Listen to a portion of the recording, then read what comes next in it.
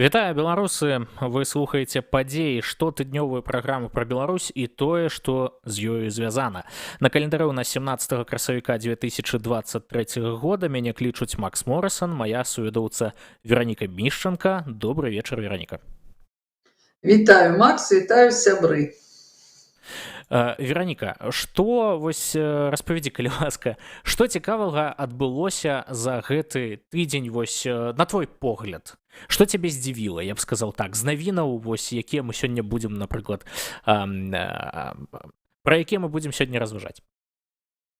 Вообще, конечно, очень много случилось. Неделя была очень богатая, в том числе в Америке нашли парня, который вроде бы выложил документы. Сегодня, кстати, вот последняя новость, это Карамурзе дали 25 лет, такая послепасхальная, да. До такого срока еще даже Лукашенко никому не дал из наших политзаключенных.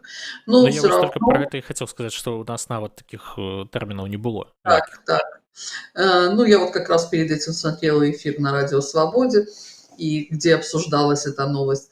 Но все-таки, наверное, самая главная новость этой недели, не будем, ну, вернее, даже не новость, а, скорее всего, настроение. И эта неделя пасхальная между католической Пасхой и православной. И хотим поздравить всех православных верующих. И вот, например, у нас в Вильнюсе из хорошего, из очень радостного, например, лично даже для меня, это то, что священник Александр Кухта и отец Александр и отец Георгий Рой, они перешли в Константинопольский патриархат и смогли служить свою службу в католической кирхе.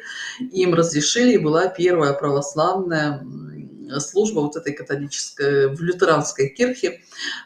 Почему для меня эта новость так важна и такая радостная? Потому что это как раз те священники, которые пришли на Володарку 17 августа 2020 года, и они стали живым щитом между силовиками и протестующими, и пытались добиться правосудия, пытались защитить людей, которые вышли бороться за свои права, и они тогда сказали, что самое главное, это в любом царстве, в человеческом, Божьем, это всегда правосудие, это всегда соблюдение прав, соблюдение человеческих свобод.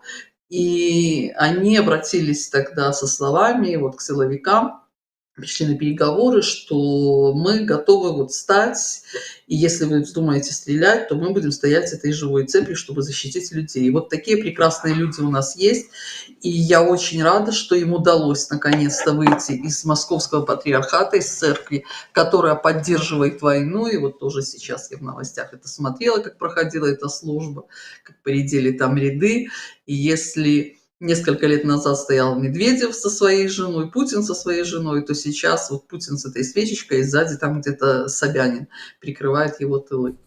Поэтому еще раз хочу поздравить всех христиан со светлым праздником Пасхи, потому что большинство моих товарищей, которые сейчас находятся политзаключенных в тюрьмах, они все верующие, так же, как и Николай Статкевич.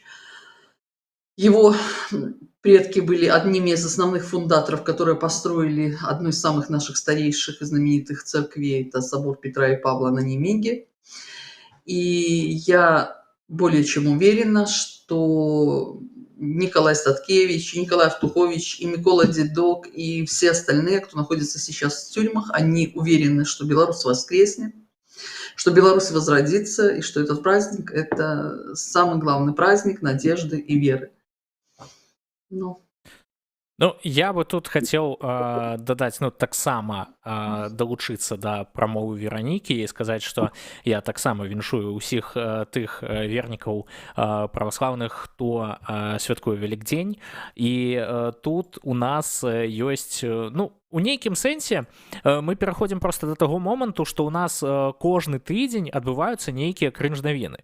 І у сэнсе, вось, што датычна да Велікдня, гэтая падзея таксама не стала у нейкім сэнсе, я б сказаў, не абышло і гэту падзею, таксама крынж у Беларусі. Напрыклад, вось мы можам заўважыць пра тое, як у нас ужо нават і яйкі, ну, ужо не могуць сказаць, што яны вне палітыкі. Вось як вы бачыце, што нават белую грусць вось такую таксама фарбавалі яйкі на Беларусі. Ну, вместе с Але тем я вижу рядом и яйца БЧБ. слухай, я нават вось пра гэта спачатку не звярнуў увагі. Ну так, ёсць і чырвона-белыя яйкі, але калі мы паглядзім вось гэтыя два яйкі з белай грусцю, да, яны ж якраз вось гэтым трэцім ХВ яны размяшчаюцца таксама ў БЧБ фармаце. Кстати, видела интересную расшифровку аббревиатуры ХВ «Хватит войны». У нейкім сэнсе мне падабаецца вось такая інтэрпрэтацыя. Гэта мне падаецца было б вельмі добра. Слухай, тут ёсць яшчэ нават, ну мы ведаем, што ў нас у Беларусі ж адбыўся такі паводак.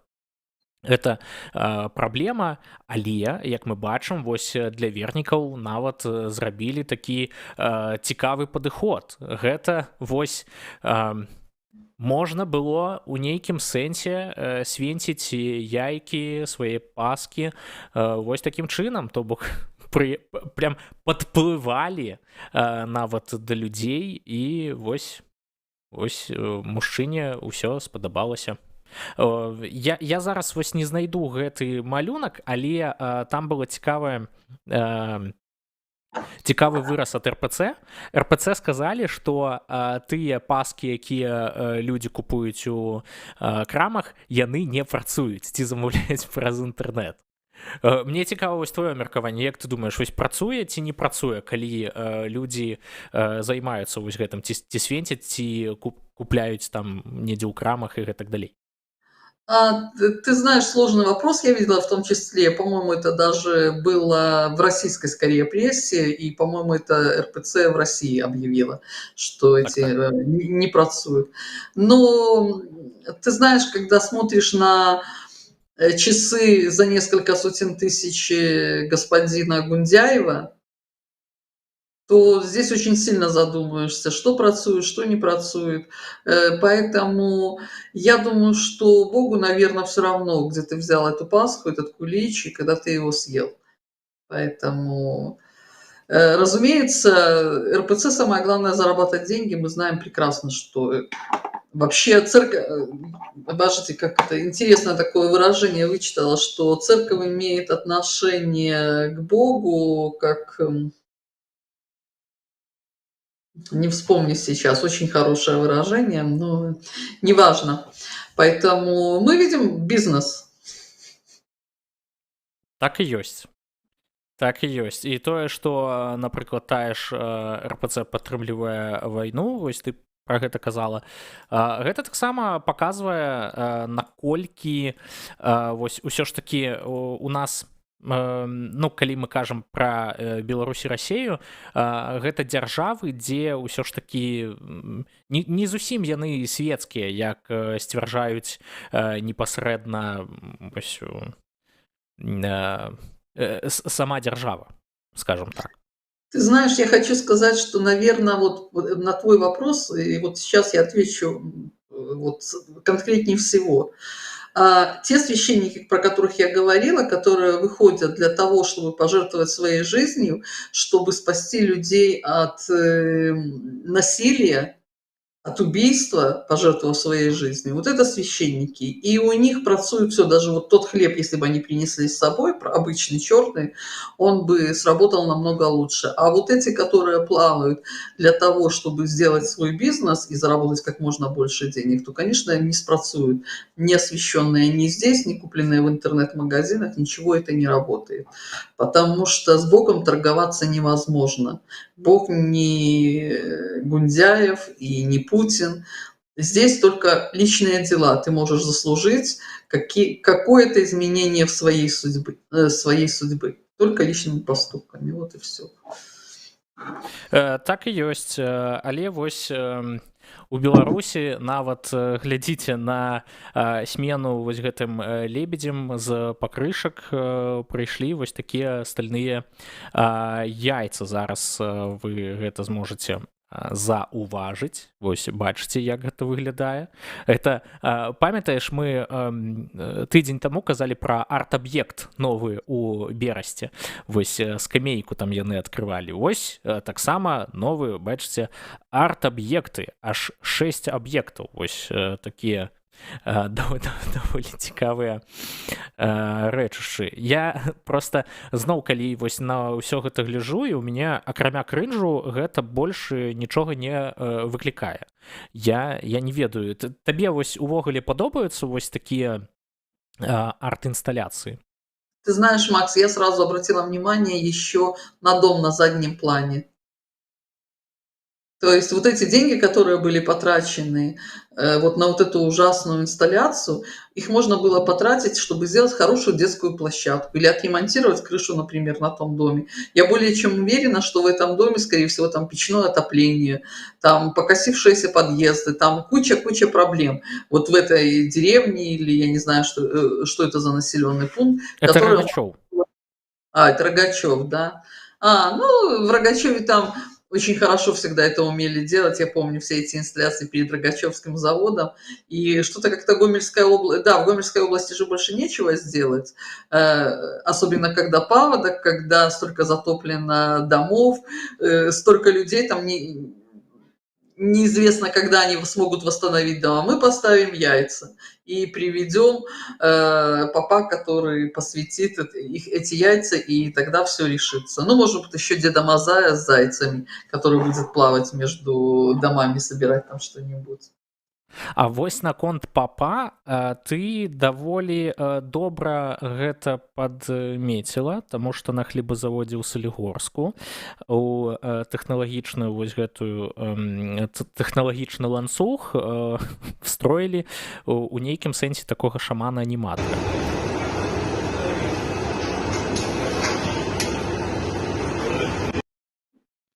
Вось вось гэта наконт таго пытання, якое я рабіў раней, ці спрацуе, ці не спрацуе. Вось бачыш, як яны пачалі проста на апережэнне працаваць, вось, каб спрацавала ўжо сапраўды. Я ведаю, наколькі гэта адпавядае санітарным нормам. Другое увидела. То, что, с одной стороны, они сначала позвали и написали на этих пасках, что они освящены. Цену, естественно, на это подняли, так? А потом, чтобы второй раз взять, написали, что это все-таки не спрацует, и нужно покупать уже непосредственно по церкви. То есть такой двойной маркетинг. То бок, глядзі, ты спачатку іх купляеш, потым нясеш зноў у царкву, каб яны там свенцілі. Нет, немножко по-другому. Ты когда покупаешь, я не знаю, как сейчас, я помню, что было уже прям стояли такие таблички, и было написано, что уже куличи посвященные. И, естественно, если не освященный кулич, посвященный, сказала, освященный, если не освященный стоил там, например, 1 рубль, да, то уже такой стоил 2 рубля. То есть ты уже покупал, но непосредственно. А уже в церковь, конечно, носят светить те, кто хочет непосредственно, там же не только куличи несутся, там же люди корзины несут. Если бы ты... Один раз я присутствовала, у меня дочка жила на Червякова старшая, и там церковь, минчане будут знать, Святой Марии Магдалены. То есть это рядом дом Чижа, это и все остальное. Вот если бы ты видел те корзины и тот приход, и тех дам, которые обязательно еще делали селфи со священниками, это было абсолютно особое такое действие. То есть люди не шли туда к Богу, они даже не то, что шли посвятить. Это было, знаешь, такое уже действие обязательное, которое как бы...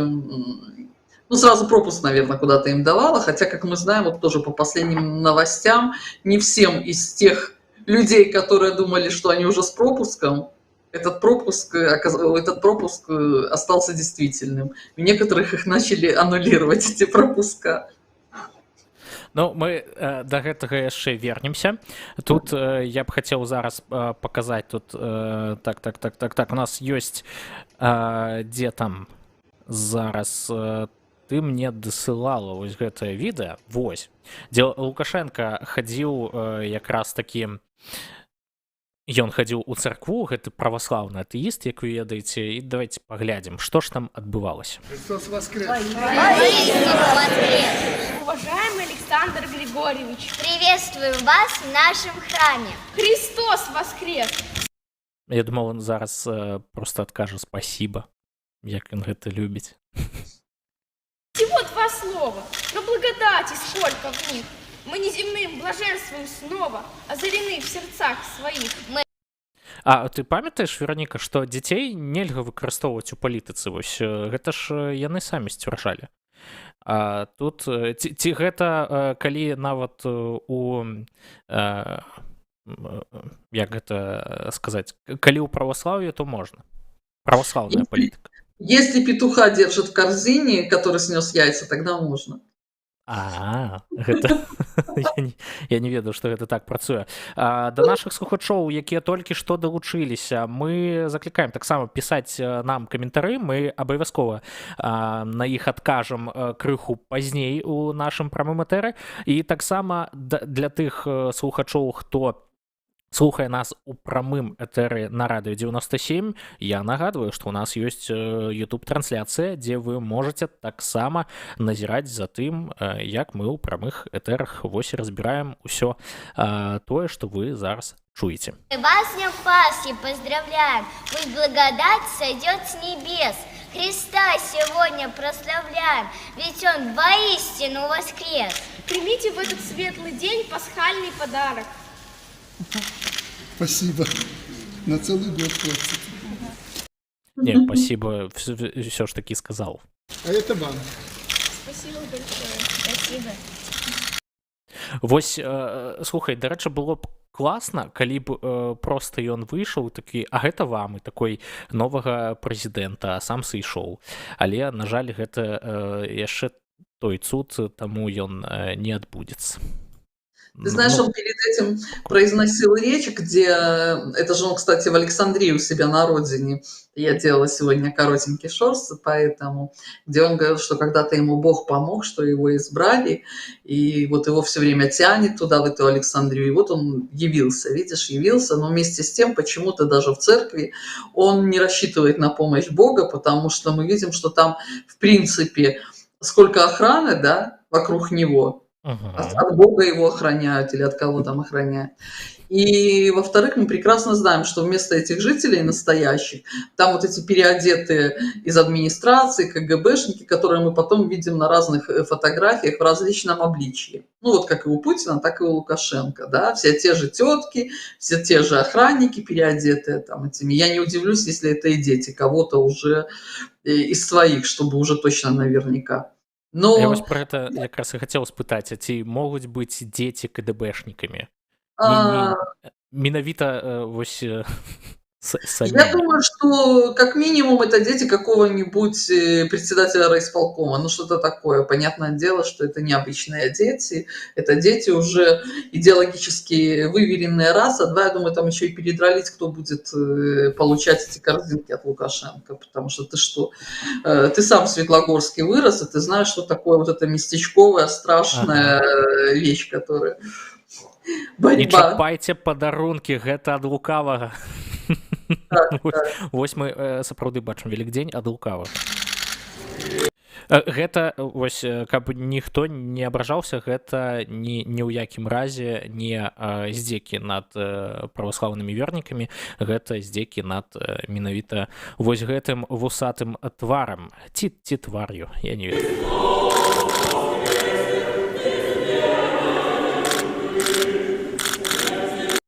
Ладно, гэта не так на самой справе цікава. Сказать насчет верников, что, к сожалению, в этой церкви, скорее всего, настоящих верующих практически здесь и нету. Потому что настоящим верующим сюда зайти не разрешили. Они поехали там или пешком пошли, или в школу, или что там еще есть поближе. Здесь были люди по спискам, которые отбирались, и для них что этот КЗ-флаг выйти кинуть, что точно так же вот они зашли, там это яйцом стукнуться. Вот самое главное, я тебе почему скидывала. Это прерогатива вообще французских королей. Считается, что легитимный французский король, он еще и маг. Он излечивает больных наложением рук. То есть излечивать золотуху. И настолько Лукашенко вписался в эту роль, видишь, что он уже начал накладывать руки на людей. И то ли он их лечит, то ли он там энергетически, что ли, то ли им передает. То есть уже человек полностью, не зря говорил спасибо, он считает уже себя настоящим императором. Не, ну ты згадай, як ён, дарэчы, калісьці яшчэ падчас каранавіруса ён хадзіў і там кажа, што калі людзі да мяне там дакранаюцца, то нібы яны ну, вылечваюцца ад гэтай хваробы ці не. Ось Ну, так я вот, ты видишь, он нешта накладывает. накшталт гэтага.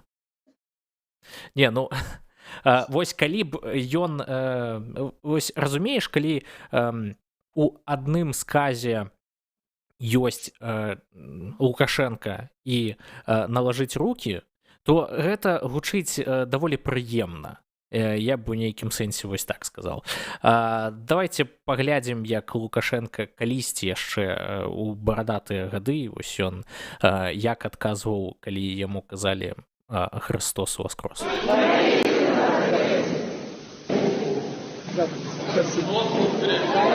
Спасибо. Спасибо. Вось гэта тое, пра што мы і, дарэчы, тут казалі. Ось, я таксама хачу сказаць, што ў апісанні да гэтага відэа ёсць рэквізіты дабрачыннага фонду Хелен Мінскай, куды вы можете ахвяраваць свае грошы дзеля таго, каб зрабіць свой унёсак у перамогу Украіны над рашысцкай агрэсіяй. Вы бачыце, вось у нас ёсць такі лічыльнік у верху, у версе нашай праграмы, нашага экрану. Вы бачыце, там дапамога беларускім ваярам ва ўкраіне. Мы амаль што сабралі палову тых сродкаў, якія патрэбны. Вераніка зараз распавядзе, для чаго гэтыя грошы. Ну да, наш сбор продолжается, по-моему, около 2 месяцев.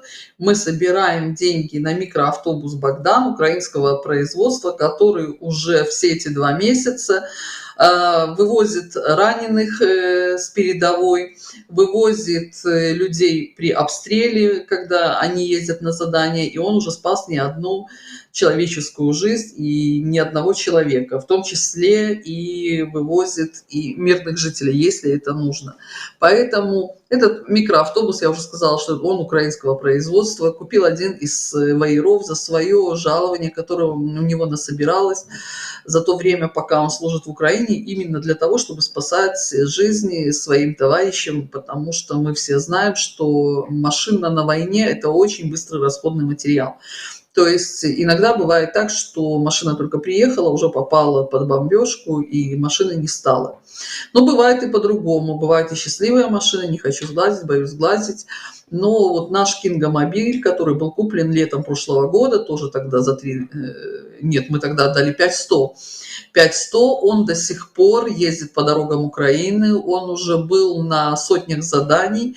Кингомобилем его прозвали побратимы Валентина Троцкого, потому что у Валентина позывной «Кинг», и этот пикап стал Кингомобилем. И вот он служит до сих пор и спас уже не одну жизнь, и в том числе пока, по-моему, все люди, которые на нем ездили, еще не получили ни одного ранения. Поэтому, друзья, поучаствуйте в этом сборе. Даже 1 евро. Мне Хелен прислала, но так, я уже говорила про это, про различные сувениры, они все лежат. Но так получилось, что перед католической Пасхой у меня заболела дочка, потом заразилась я, и я, в принципе, вот сегодня так, первый день в эфире, до этого была и без голоса, и Пасху встретила больная, к сожалению, даже с температурой. Поэтому все это сейчас потеплеет на улице, выйдем, будем собирать на улицах. И кто присылал донаты, я еще раз говорю, пишите мне в личное сообщение, в том числе вот и флаги, подписанные украинцами, у меня есть очень интересные стикеры. И, в принципе, там мы будем их продавать по 1 евро. Это кажется копейки, но вместе с тем из этих копеек, из этих ручейков, из этих капелек складывается вот такая большая река помощи, которая помогает уже 418 дней бороться Украине. Так і ёсць. Крынж будзем працягваць і, напрыклад, вось дагэтуль яшчэ чамусьці абмяркоўваюць вось тую падзею, якая адбылася 31 сакавіка. Я нагадаю, што тады вусаты выступіў са сваёй прамовай, ну, са сваім стендапам чарговым. Вось. І гэта вы бачыце зараз на сваіх экранах Віцебскі медуніверсітэт, дзе 2 тыдні чамусьці абмяркоўваюць пасланне Лукашэнкі, і вы бачыце, як гэта выглядае. То бок яны просто вось зараз глядзяць на фотаздымак Лукашэнкі, і я так разумею, што там, мабыць, нейкі тэкст гімну, мабыць, знаходзіцца, таму што яны ж побач заўжды вешаюць 3 такіх атрыбуцікі беларускай ідэалогіі. Гэта сцяг і герб лукашэнкаўскі, потым сам, хацеў сказаць, помнік Лукашэнку, але не. І пасля гэтага ўжо вось тэкст гімну лукашэнкаўскага. Я не разумею, што там можна абмяркоўваць вось дагэтуль, тым больш, што вось у такім выглядзе. Я больш абмеркаваў тое, што вось да нас сапраўды ёсць добрая навіна. На мінулым тыдні мы даведаліся, што у Васкрэсенскага яму ўсё ж такі забаранілі уезд у еўразвяз і пад пагрозай нацыянальнай бяспекі. А вось гэта самае важлівае, мне падаецца, у гэтай навіне. Вераніка, якія ў цябе адчуванні ад усяго вось гэта? Ну, если от того, что ты показал на стене, где медики стоят и обсуждают, это что-то похоже на какое-то собрание в новинках, и вспоминается суслика видите, а он здесь есть. И когда, ну, мы знаем, что такое поступить в университет, и мы знаем, что такое там учиться, и вот стоят студенты-медики, смотрят на стенку и пытаются что-то... Может, они там таракана увидели? А тут должна приехать санстанция. Ты посмотри, как они смотрят на эту стену. Чистая стена, можно стоять и обсуждать на стене. Это не телевизор там, да, вот сидели эти, может, таракана увидели, не знаю, может, суслика. Вот. А что касается Воскресенского, это действительно очень хорошая новость, особенно если, мы уже про это говорили, в сфере последних новостей вот в Литве с этой проблемой, то, что белорусам собираются там запретить ВНЖ, вот Науседа в пятницу наложил вето на законопроект, который был принят Сеймом, и он считает, что белорусов и россиян нужно приравнять, и что белорусы агрессоры. И мы как раз и добиваемся, чтобы именно вот такие, как Воскресенский, чтобы различные судьи, чтобы их семьи, они не могли въезжать в ЕС. Но чтобы обычные белорусы, тем более под угрозой репрессий, они обязательно могли получить эти визы, ВНЖ, чтобы в случае, когда им грозит опасность, быстро выехать из страны. Но, по крайней мере, хоть наконец-то глаза открылись, хотя это все продолжалось, ну, сколько это, уже больше 2 лет, да, получается, когда Воскресенский встречался тогда. Да. Так, и вот наконец-то Евразвяз так открыл глаза и решил наложить уже это вето. Хацелася б... Не, тут я жартаваць так не буду. Добра. Мы на мінулым тыдні даведаліся пра тое, што адбылося зноў-такі ў Беларусі. А адбылося тое, што аказалася, што Лукашенко пазычыў, ну, у нейкім сэнсе, я думаю, што Вераніка зараз вось пра гэта распавядзе больш падрабязней, бо яна ў гэтым кантэксце, мы перад эфірам, калі абмяркоўвалі тэмы, яна казала, што яна ў кантэксце гэтай тэмы пра Венесуэлу, пра нафту, якую Лукашенко купляў у Венесуэлы, і пасля таго, як памёр Уга Чавес, мы ведаем, гэта быў на той момант, ну, амаль ледзь не лепшы сябра Лукашэнкі. Вось. І ён так і не разлічыўся з імі аж на $1,5 мільярды. І вось цікава, як гэта адбылося і што ж зараз будзе рабіць Беларусі беларусы і ў тым ліку Лукашенко. Вероніка. Вот здесь как раз самое интересное противоречие. Ты вначале сказал, что Лукашенко покупал нефть у Уго Чавеса, но при этом потом уже добавил, что он за нее так и не рассчитался. Поэтому здесь как раз самая главная новость того, что он ее как раз и не покупал. Вернее, как? Опять-таки, вот это, наверное, феномен Лукашенко, что он... Вот оно как бы есть, и вот как бы нет. Вот этот таракан на стене, он вроде есть, или там суслик, его вроде нет. Вот он вроде покупал, а тут он не заплатил. И куда ни плюнь, вот за этих 29 лет уже, да, за 29 лет практически, ну, скоро 29 лет, практически у него все так. То есть это человек такой голубой воришка, только тот стеснялся, а этот все время ищет новые схемы. Но самое главное, вот что у него получается, в каждой новой схеме он всегда выстраивает следующую. То есть с чего началась вообще эта история с Венесуэлой? Мы же знаем, что большой друг Лукашенко Владимир Путин держал всегда его на этом нефтяном поводке. Но Лукашенко пришел к власти с одной самой большой мечтой. Он же вообще мечтал стать президентом объединенного государства союзного, да, но раз так не получилось, то решил, что нужно хотя бы обогащаться по максимуму. На чем? На нефти. Нефти в Беларуси нету. Ну, значит, надо кидать лучшего друга Володю. И в итоге, когда заработала вот эта схема нефтепродукты, дешевая, вернее, нефть по выгодной цене для Беларуси, которая перераблялась в нефтепродукты в различные, в растворители, помните, все громко это дело, и потом в несколько раз дороже перепродавалась на Запад, и деньги шли непосредственно семье Лукашенко. Основная часть денег, ну, скажем так, 80/20, скорее всего. 20% шла на развитие Беларуси, а 80% шла уже в карман Лукашенко, увозилась куда-то там в Дубае, в Швейцарии и так далее. И тут вдруг Володя узнает, что его так нагло вот этот вот лось обманывает, обворовывает и настолько наживается. И все мы помним тогда вот эту войну, когда начались поднятия цены на нефть, он решил Лукашенко приструнить, но Лукашенко вот нашел вот такой хитрый новый маневр. Он сказал, что мы диверсифицируем риски, и нам кто только не хочет продавать нефть. И азербайджанцы не хотят, и Венесуэла не хочет, и Штаты, и так далее. Ну, продавать как бы никто не против, но все тоже знают Лукашенко, что Лукашенко всегда берет в долг лучше и надолго. Это его основной принцип. Ну, таким макаром, видно, там у Чавеса были какие-то свои интересы, может, он думал, что мало ли что случится, в Беларуси укроется, как вот бывший таджикский лидер. Кстати, он у нас живет здесь или нет до сих пор? Или он уже умер? Бывший президент Таджикистана. Нічога наконт гэтага не магу сказаць, бо не ведаю, таму што інфармацыі пра яго нават не было. Але мне падаецца, што ён павінен быць яшчэ ў Мінску. Вот.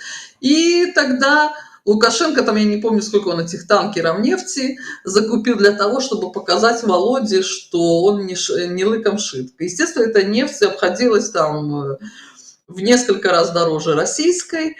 Ну, немножко так, как всегда, один постоял на коленях, другой погрозил ему пальчиком, и вся эта сделка прекратилась. Кроме одного. Венесуэла денег так и не получила. Умер Уго Чавес, и Лукашенко сделал вид, что он здесь ни при чем, ничего не брал, и придумал уже новые схемы. Откуда ему можно опять взять, закрыть, там вот построим Островецкую АЭС, раз мы ее не запустили, а деньги-то дали, а куда деваться тогда? Он сказал, что мы построим еще одну АЭС, построим уже 2 АЭС. И то есть каждый раз у него новый проект. Потом вот уже ядерное оружие, да, все знают. Еще Путин только сказал, что его привезут в июле в Беларусь, а Лукашенко сказал, это мое ядерное оружие. То есть да, это опять-таки, что когда имеешь дело с Лукашенко, нужно всегда помнить, что это человек-вор. У него в голове вот только вот эти схемы. Он никогда ни за что не платит, но он всегда еще умудряется кидать Ну, слушай, другого бы, вот так даже, как он любит все время говорить, что только я здесь, никаких бандитов не будет, кроме меня, но другой бы уже давным-давно исчез где-то там. А вот Лукашенко удается все придумывать новые и новые схемы. И что удивительно, что все его эти схемы оплачивает Володя из кармана, конечно, не своего, а россиян обворованных, а сейчас Ну, которые еще и умирают в Украине.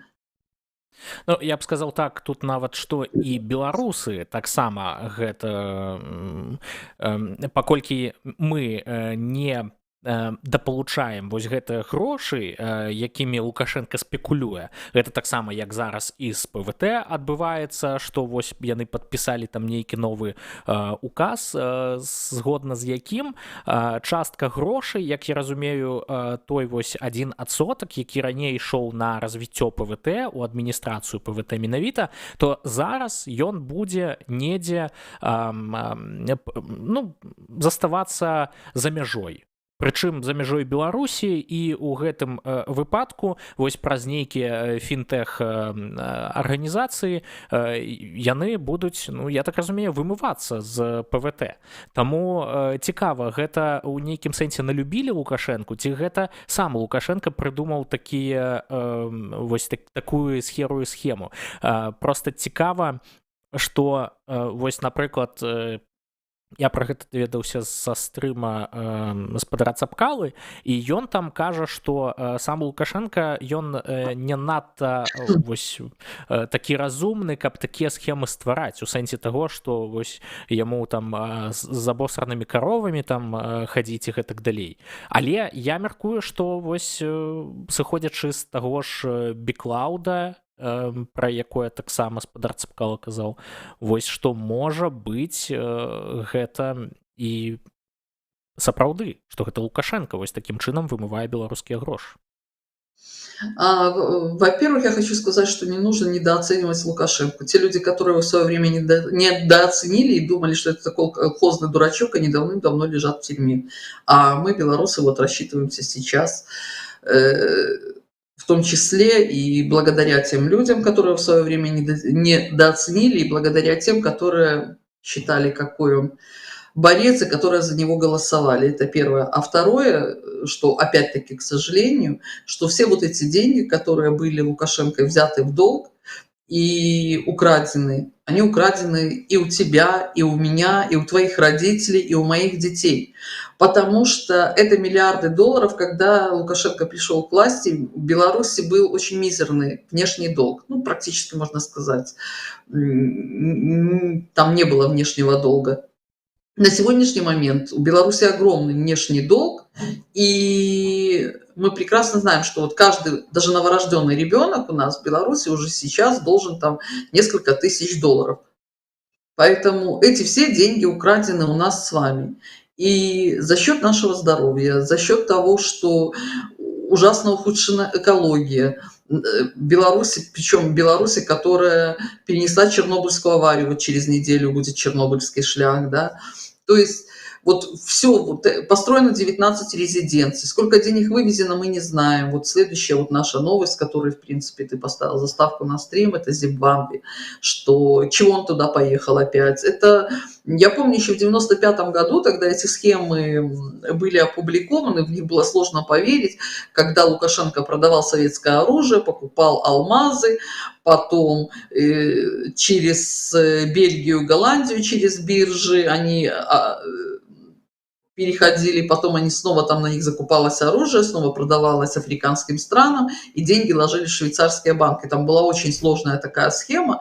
То есть этот человек, те люди, которые с ним тогда эти схемы помогали ему проворачивать, их давным-давно нету. И мы помним, что стало с главой бывшей того же Нацбанка. Не знаю, в курсе ты этой истории или нет, это в самом начале. То есть на сегодняшний момент...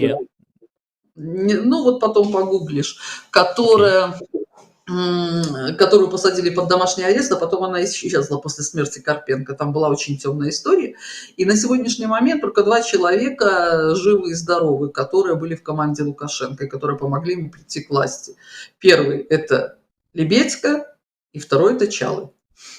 Федута яшчэ, ну, не зусім жывы. Федута сидит в тюрьме КГБ уже Ну, 2 года.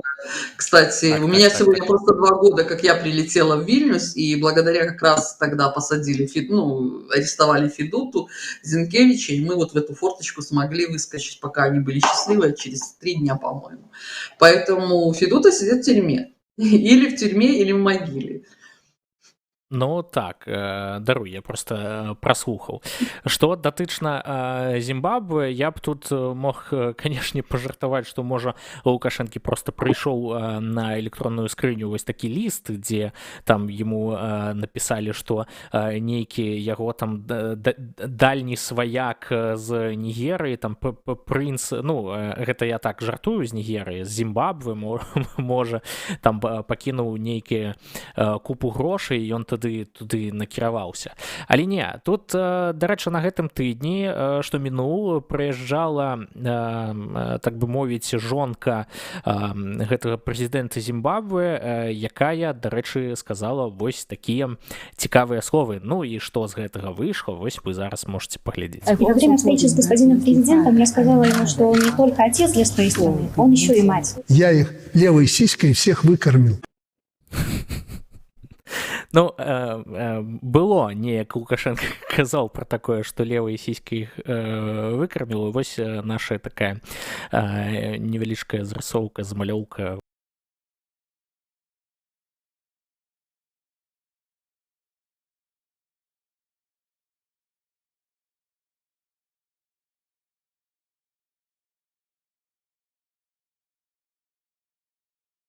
Вось гэты вусаты прусак, ён ужо не бацька, ён мацька ці мамка. Я не ведаю, як яго можна ўжо нават называць. Як ты лічыш, Вероніка? Ну да, я Мамка или видела все-таки матька? в Советской Беларуси, в Советской Белоруссии, которая написала такой мем, что Лукашенко признан главным гермафродитом в Беларуси. Мамка и папка, и сразу. Ну, вообще-то, ты знаешь, уникальный, конечно, человек, потому что, вот опять к Пасхе возвращаемся, да, непорочное зачатие. Мы все знаем, что Дева Мария родила Христа от Святого Духа. А Лукашенко смог родить Колю от Святого Духа. И, наверное, единственный отец, ну, по крайней мере, так навскидку, ну, там, в 20 веке я не могу вспомнить никого, кто откуда-то... А, да, мы же в Беларуси. Бусел же принес, наверное. Мабыть. Не, ну мы раньше думали, что Бусел, а тут вот оказалось, что Лукашенко и главная мать Беларуси. Поэтому вот так вот через 29 лет открылась тайна. Вернее, через 17 или сколько там Коле уже лет, потому что, ну, мы видели, что он уже выше папы ростом. Оказывается, вот оно в чем дело. Глядзі. Ён ужо і, як то кажуць, хакеіст і ветеринарны лекар. Ён і А я тебе сейчас, вот, пока ты рассказываешь, постараюсь сбросить картинку. Всех его титулов у меня не сохранены. Ён і нейкі там палкоўнік. Дарэчы, наконт вось такіх цікавых рэгалій мы зараз перайдзем таксама да цікавай навіны, якая адбылася на мінулым тыдні. Гэта пра Friendly Fire. А зараз цяпер мы даведваемся і пра тое, што ён жа там і каго ён там домрачаў ён трэніраваў. Чаго ён толькі не рабіў. Вось бачыце, які мультыінструментальны спецыяліст, вось такі з вялікім досведам у Беларусі у нас знаходзіцца. І сціхі Васіля Быкова ён чытаў, і Скарына ў яго у Піцеры жыў, гэты Скарына піцерскі. Вядомы ж, ну вы ж ведаеце, да? Вось, цяпер ён ужо і маць. Слухайце, ну гэта нейкае дзіва. Гэта нейкае дзіва. Гэта не чалавек. Гэта геній. Ну, я так жартую.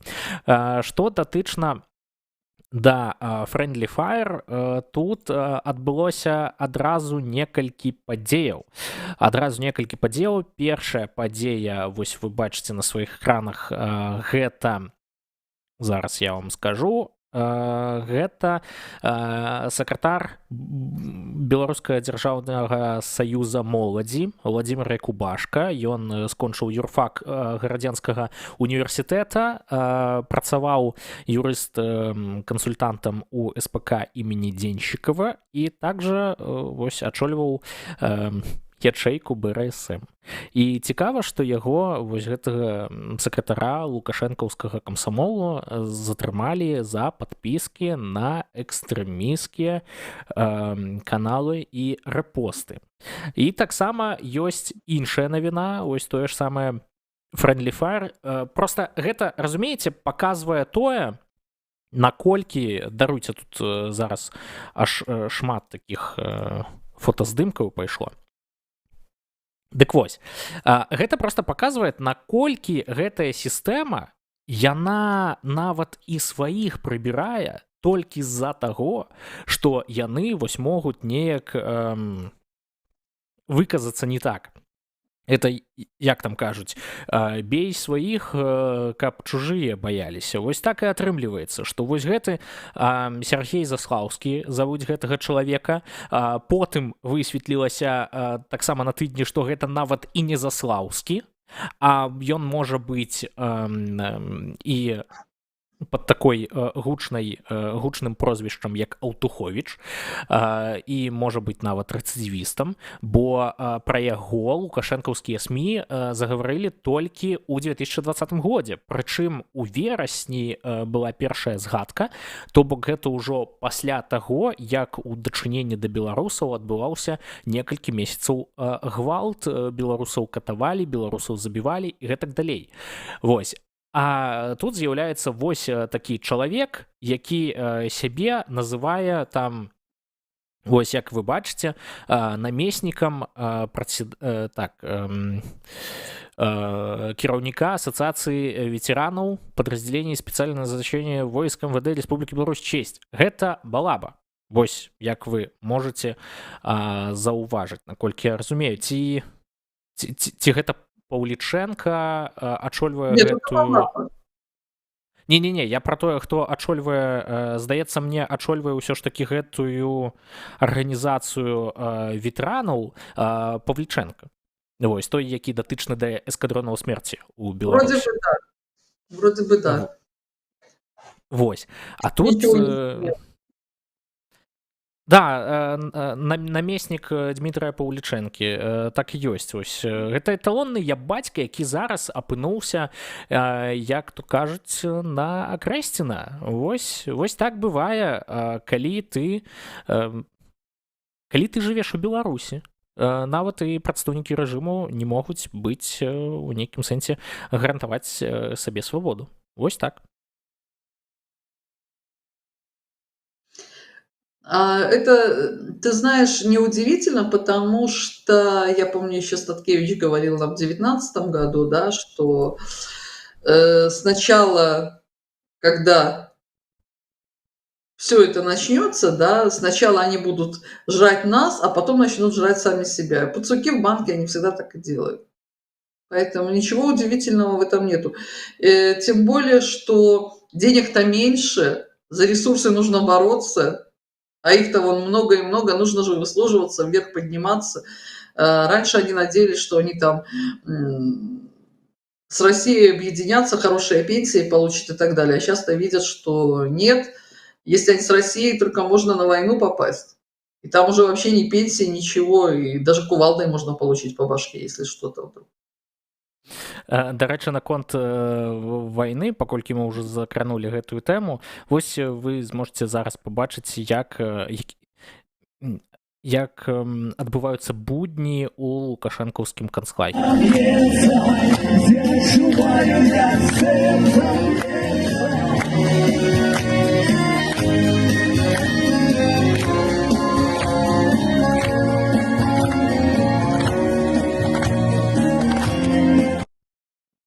Вось так адбыліся. Белорусская армия, да? Гэта беларуская, ну як беларуская, гэта лукашэнкаўская армія, я б сказаў так. На фоне грае гурт Дразды, песня не прадаецца хата бацькоў, я неяк жартаваў у навінах з люстроя пра яе.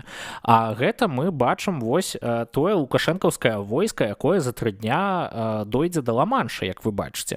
Гэта тыя, ну не так даўно ж адбылася ў Беларусі вось гэтая праверка баявой гатовасці, і вось мы бачым, якія вось вельмі добрыя воіны, вайскоўцы у лукашэнкаўскай арміі. Просто до нас тут долучилась Хелен Минская. Я думаю, что ей как раз эту картинку посмотреть и показать в Украине своим друзьям. Вот такая вот у Лукашенко армия. То есть это круче. Гэта армія аніматараў, я б сказал так. Хелен, мы цябе дужа вітаем і таксама віншуем цябе з вялікаднём. Во, яна піша, што мы тут посмяяліся, яны нападуць на НАТО. Ну, Лукашенко же сказал, там поляки, говорит, зашевелились с литовцами в нашу сторону, начали шевелиться. Наконт вось гэтага, што датычна пра палякаў, слухайце, у нас тут ёсць, дарэчы, відэазапіс, я зараз яго пашукаю, там проста цікава паказаць і вось проста зразумець, якім лайном, я б сказаў, якім лайном проста пічкаюць галовы беларусаў, каб потым яны казалі пра тое, што вось глядзіце, што у нейкім сэнсе на нас будуць нападаць там палякі и на лица посмотри, вот ты когда показываешь медленно, там на лицах написано все. Ну, я згодны. Тут усё зразумела. Тут вот я на парня молодого обратила внимание, которого загнали туда, да, на эти сборы. Якога, які там далей будзе? А вот ты, когда кадр проходил, вот там вот молодой парень крайний стоит в последнем ряду, там на лице написано. Ага. Да, мне так хочется сказать это, то, что у него написано на лице, то, что он думает вот про это все. Ну ладно, не буду ругаться матом. Так а ён, бачыш, ён нават і не звяртае ўвагі, ён адвярнуўся проста. Таму што, ну, я так разумею, што яму таксама гэта ўсё зразумела. А ты вось паглядзі вось на гэты твар першага чалавека. Вось ён паказвае ўсё сваё, вось, свае адносіны да гэтай вось падзеі. Ну... Николай скорбь еврейского народа. Ну так, можно сказать, так и отбывается. Ну, у нас скорее белорусского, потому что это вот, ты знаешь, такие типичные люди на болоте, которых загнали, там эти паны, там с этими с бизунами, загнали, вот их поставили. Еще же это, кстати, не новое, аракчеевские деревни, помнишь, когда Александра Первого везли, вот так сгоняли таких крестьян, одевали их в военную форму, они стояли, вот эти военные поселения, когда были устроены, вот такие же проехали, там домики разобрали и загнали их дальше уже пахать. Ну, вот что-то такое подобное. У меня просто нават няма нічога дадаць да гэтага. Тут магу толькі паказаць вось зноўку той момант, калі нават кажуць, зараз я пакажу, вось глядзіце, вось гэта тое, як нельга выкарыстоўваць дзяцей у палітыкі. Ну, вы ж ведаеце, да? І вось якія пастраенні робяць, і вось так апранаюць беларусаў маленькіх. Слухайце, ну гэта ўжо нават не крынж, гэта нейкі next level, я не ведаю, як гэта сказаць. Ты знаешь, у нас вот в школе, в которой я училась, возле дома 9-й школе, у нас там был класс патриотического воспитания, они тоже на занятия ходили, ну, правда, это был 9, 10, 11, нет, 10, 11, они ходили в форме. Гэта іншае.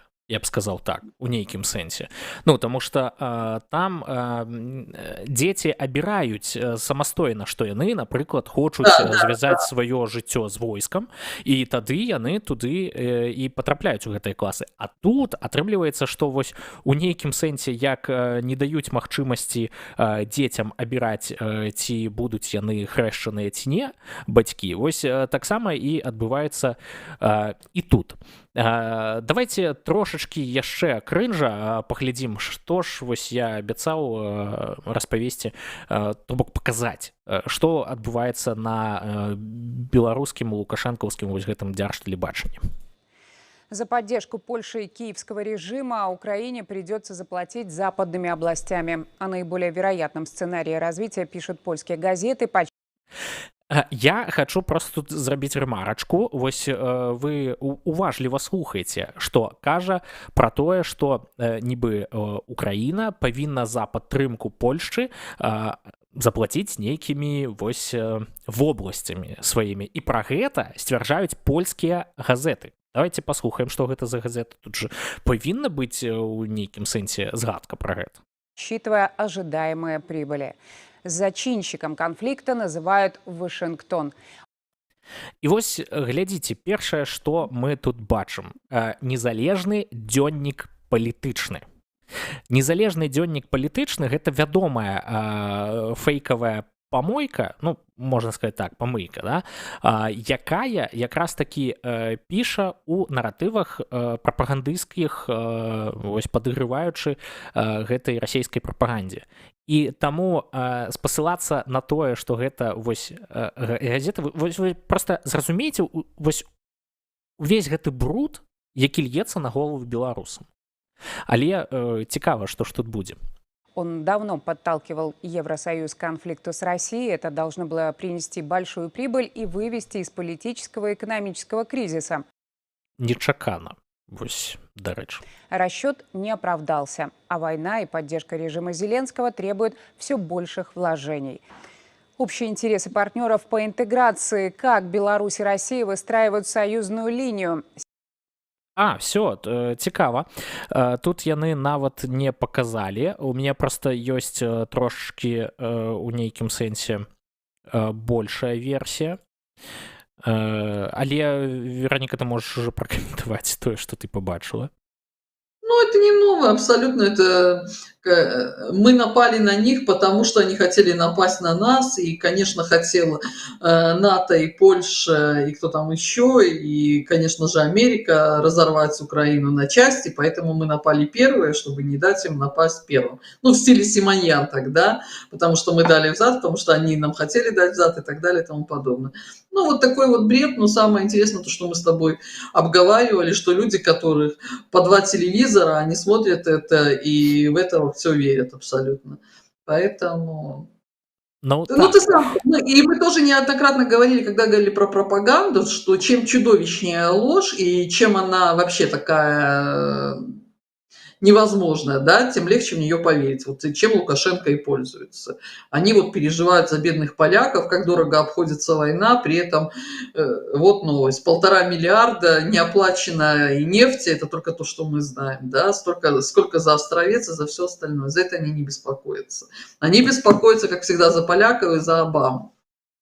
Есть працяг этой новины, давайте послушаем. Не оправдался, а война и поддержка режима Зеленского требуют все больших вложений. Результат прямо противоположный. Но о поддержке со стороны Варшавы договорились еще год назад. Взамен на танки Зеленский пообещал Дуде переход в состав Польши Волынской, Ровенской и Львовской областей. Я думаю, там Хелен просто уже что адбываецца. І вось гэта паказваюць па цэнтральным тэлебачанні Беларусь. Вы просто уявіце сабе, што вось это трэш. Зеленский понимает, что его ненавидит и собственный народ, и те, кто вложил в него деньги. На Украине людей уже начали готовить к передаче территории, и это преподносится как, цитата, «шанс на безопасное будущее». Хелен, калі ты нас чуеш, калі ласка, напішы ў каментарах, ці сапраўды вас там рыхтуюць вось на тое, каб ужо перадаць вось гэтыя вобласці Польшы. Это было просто цікава. Самая интересная там фраза была, что Зеленский понимает, что его ненавидит и собственный народ, и все. Когда это поймет Лукашенко наконец-то? Вот когда это поймет Лукашенко? Мы ждем этот день, не дождемся. Я разумею, трэба проста зрабіць новы мем пра тое, што вось на беларускім тэлебачанні сказалі, калі ўжо Лукашенко пойме, што яго ненавідзіць народ. Было б цікава, дарэчы. У нас тут засталіся яшчэ трошачкі навінаў. О, што там? Там нецэнзурная лексіка, я бачу, ад Хелен. Яна вельмі здзівованая, так разумею, вось гэтай падзеяй, што адбываецца. Апошняя навіна такая. Тут у горадні на мінулым тыдні, 3 дні таму, адкрыўся новы мост. Мост на вуліцы Паповіча праз Нёман, і што цікава, гэты мост, вось зараз давайте паглядзім, як гэта адбывалася, бо гэта проста зноў такія крынж падзеі, крынж навіны, Аграхунта проста б'е ўсе рэкорды.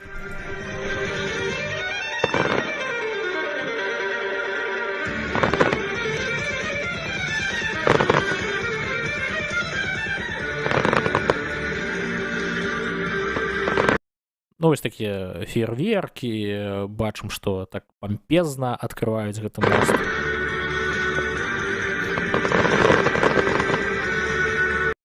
Але гэта яшчэ не самы крынж.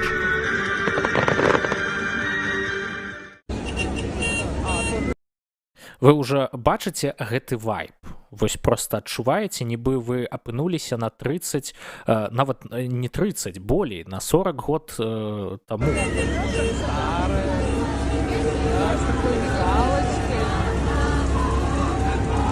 Савецкая атрыбутыка.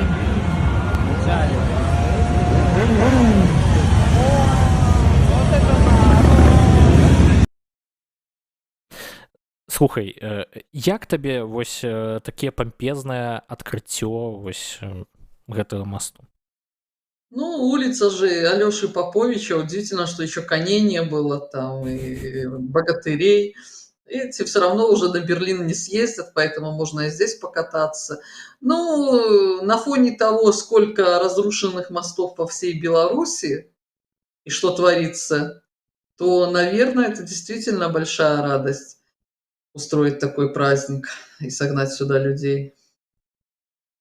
А Вераніка мае рацыю. Вось якраз вы тут бачыце, што датычна гэтых мастоў. Вось гэта чашнікі, то бок Чашніцкі раён, калі я не памыляюся.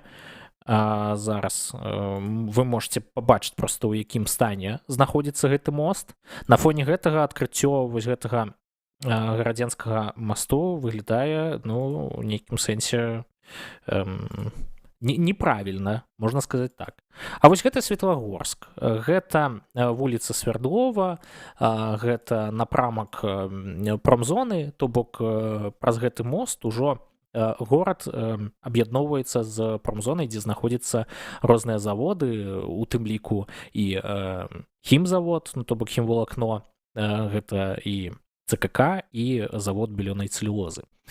Можна, канешне, і паехаць іншым шляхам, але гэта аб'язджаць горад. То бок ёсць яшчэ два шляхі, як дабрацца да гэтай промзоны. Але, ну, вось бачыце, у якім стане вось гэтыя пуцеправоды і вось гэтыя мосты.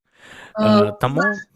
Я помню, когда на Немиге мост обвалился, да, слава богу, никто не пострадал, то тогда еще эта статистика какая-то была, что, по-моему, около 70% мостов по всей Беларуси, они находятся вот в таком аварийном состоянии, которым нужно или срочно капитальный ремонт, или строить новые мосты.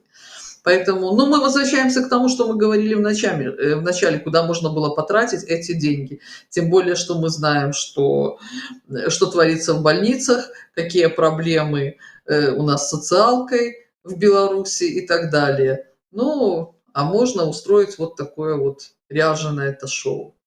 И украсть, и отмыть деньги. Караник это очень хорошо умеет. Да. Там каранік і караяў і гэта праўладная актывістка прарасейская Бондарова. Слухайце, у горадзе нават сабраліся просто такія, я не ведаю, ну, аксаміты гэтага ўсяго трэшу. І вось бачыш, як там адкрывалі ў гародні яшчэ вось гэты мост, там напісалі «Даёш НЭП наведзення элементарнага парадку».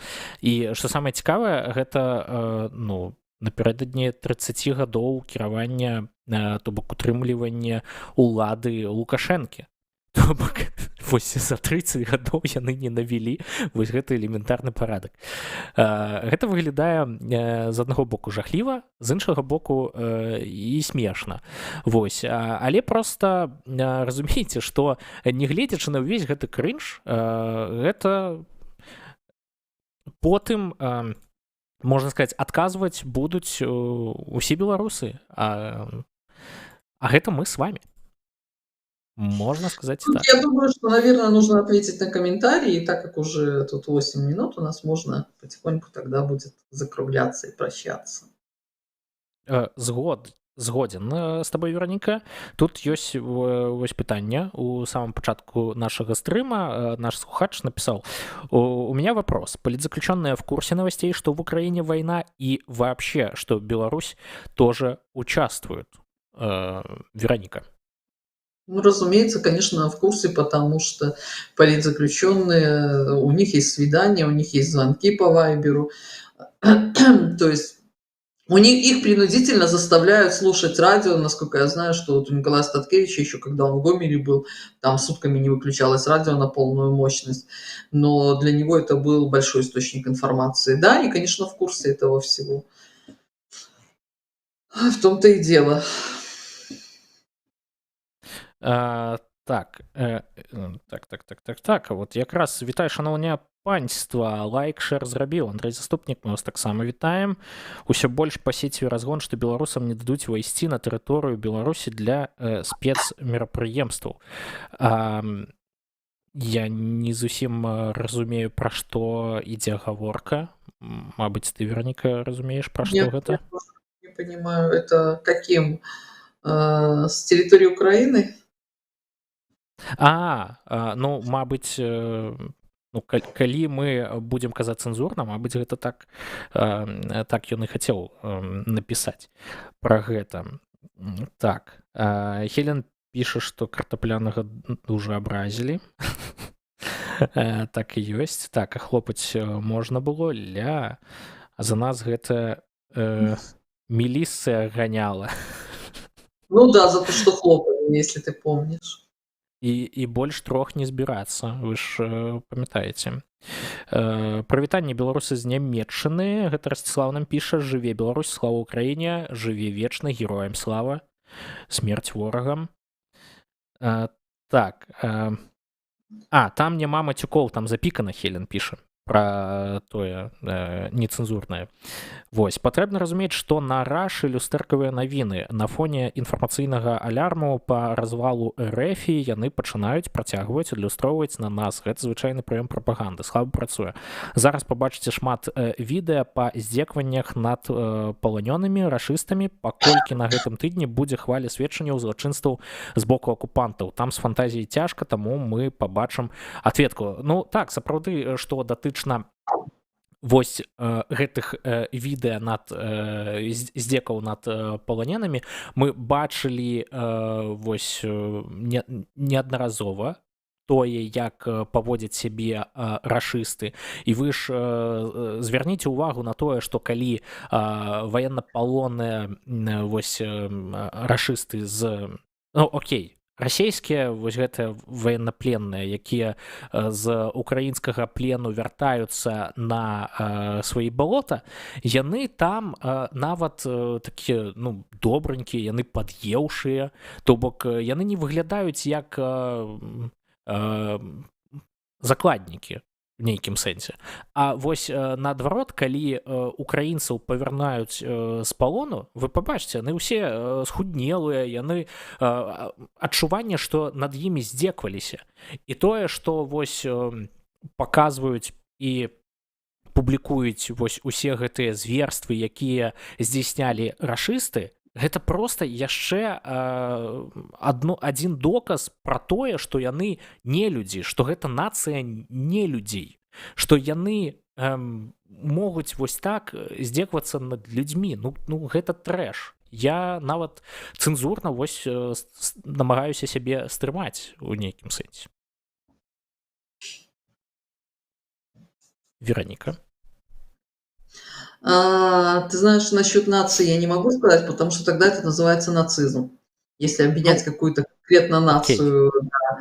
То есть, а то, что тут удивляться, когда были опубликованы весь этот трэш, что творилось в тюрьмах, и если мы видим, каких людей набирают, как люди живут в России, да, что Россия – это такой огромный концлагерь, в котором вот есть вертухаи, есть такая прослойка, которая хорошо живет, есть те, кто мы не будем никуда лезть, потому что мы просто хотим жить, ни во что не вмешиваться. Есть действительно такой огромный, Россия, во-первых, как и Советский Союз, в принципе, а Россия, она всегда была, это страна тюремная. Редко можно найти в какой-то семье, чтобы там не было людей, не судимых и не прошедших через тюрьмы, через лагеря и так далее. То есть это страна с тюремной культурой, скажем так, и с тюремными законами, по которым люди там выживают. А что выходит, получается, когда человек живет в тюрьме по тюремным законам, да, и то же самое уже просто время, когда в 2020 году были все эти издейки 9-12 августа, и когда люди просто взялись за голову, узнавши, что там произошло и как над людьми издевалась, я помню, когда моя младшая дочка сказала: «Мама, а что они удивляются, что нам удивляться? Они точно так же ведут себя дома. Они также бьют своих детей, своих жен, своих животных». То есть это люди, которые поколениями из этих вертухаев, да, расстреливали лучших, отсеивались там эти, которые писали доносы, которые убивали, расстреливали и так далее. И вот мы сейчас прекрасно видим в России и тех, кто идет на войну. Кто в добровольцы запишется? Или кому очень деньги нужны, да, там, или те люди, которым нравится убийство. Поэтому здесь ничего удивляться. Посмотри, ты вот стоят эти белорусские даже, которых там загнали, а посмотри, когда показывают этих добровольцев или этих вагнеровцев, которые идут воевать в Украину. Там что, человеческие лица? Там нету человеческих лиц.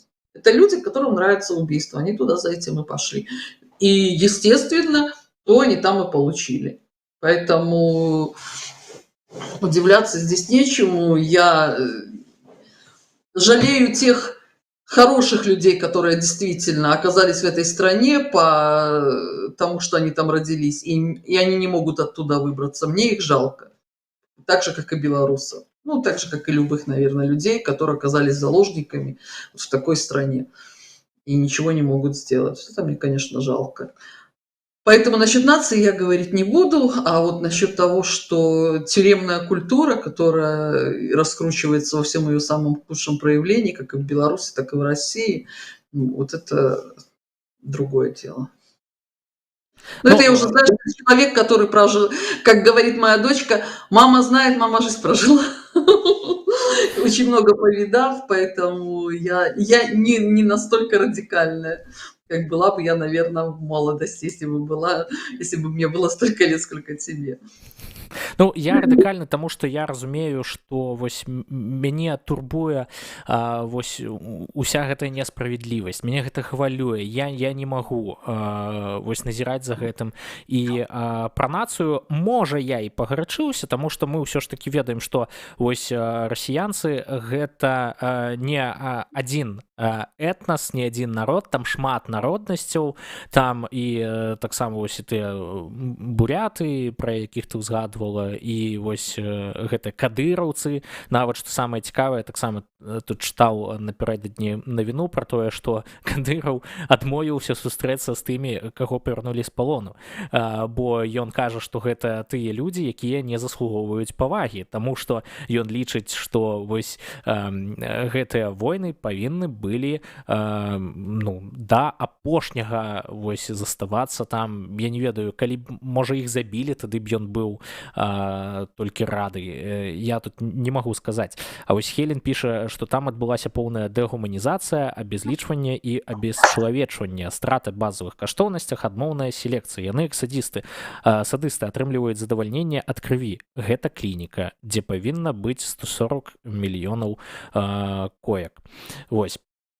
Я хочу... Ты сам перед этим показал сюжет, да, который с утра до вечера с каждого утюга вливается в головы. И ведь я сейчас, ты знаешь, я читаю сейчас хронику того, как Путин пришел к власти, и хочу тебе сказать, что на протяжении всех этих лет, вот я читаю там каждый день такой большой хронологический хроники, такой дневник, как происходило, и вот эта пропаганда против Грузии, против Украины, она началась с 2000 года. И когда ты читаешь, и вот все по дням просто ты поражаешься. Это все готовилось, и каждый день все телевидение, все газеты, основные, кроме отдельных, да, то есть раскатывалась вся оппозиция, как и у нас. И это там было каждый день со всех утюгов лилось, что вот Украина — это не настоящее государство, это нацики. То же самое по Грузии, потом началась война в Грузии, потом появился Крым. И это вот на протяжении с 2000 года, 22 года ежедневно со всех утюгов. Поэтому, да, вот уже выросло целое поколение.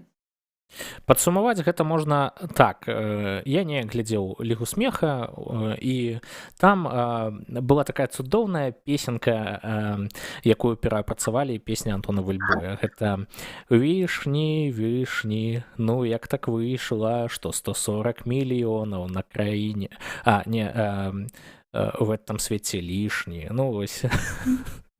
Вось так і адбываецца. Што ж, дзякую вялікі ўсім, хто глядзеў нас, глядзеў нашу праграму «Падзеі». Мы нагадваем, што кожны тыдзень мы сустракаемся з вами прыкладна на гадзіну, можа і болей, вось як сёння, і абмяркоўваем тыя падзеі, якія звязаны з Беларусю і пра Беларусь. У апісанні да гэтага відэа ёсць рэквізіты дабрачыннага фонду Хелен Мінскай, куды можна ахвяраваць свае грошы для таго, каб зрабіць свой унёсак у перамогу Украіны над рашысцкай агрэсіяй. І таксама я хочу нагадаць, што там ёсць спасылка на петыцыю, дзе малодшы сяржант Завяршынскі Іван Эдуардович, камандзір загінулага воіна старшага салдата Лобава Эдуарда Анатольевича, просіць прысвоіць яму ганаровае званне Героя Украіны пасмяротна. На сённяшні дзень там засталося яшчэ 28 дзён, каб сабраць гэтыя подпісы.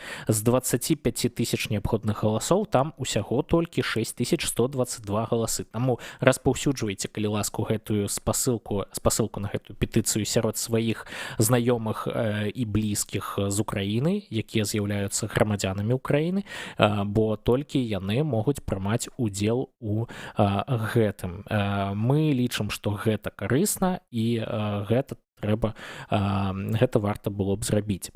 Таксама дзякуй яшчэ раз усім, хто даглядзеў да гэтага моманту. Мы сустрэнемся з вами на наступным тыдні. Дзякуем за тое, што былі сёння з намі. Мяне клічыць Макс Моррисон, моя савядоўца Вераніка Мішчанка. Жыве Беларусь і слава Украине! Живи вечно, героям слава. И хочу еще напомнить, что вот за моей спиной висит плакат «Свободу Николаю Статкевичу» у Макса. Майка «Свободу Николаю Статкевичу». Это не плакат криво, это у меня камера стоит после уборки. Не выставили ровно. Пишите письма политзаключенным. К сожалению, от Николая Статкевича больше 2 месяцев нет никаких сведений. И только наши письма, наши обращения. Я всегда обычно даю там ссылку, что вы можете писать напрямую начальнику колонии, то есть электронные эти следы остаются в почте, что вы написали, и это все лишний раз будет им напоминать, что они несут непосредственную ответственность за то, что они катуют невинных людей. Поэтому не забываем политзаключенных, им очень-очень важно, что мы о них помним, что их подвиг, он не зря, и что мы их поддерживаем, мы с ними. Еще раз живи Беларусь и слава Украине! Жыве вечна героям слава, смерць ворагам. Ну і мы працягваем здзеквацца над гэтым вусатым, рагатаць з яго і зараджацца баявым настроем. Таму песня, народны гурт «Психоз», 3% называецца. Ну а мы з вами развітваемся, сустрэнемся на наступным тыдні. Вісагар.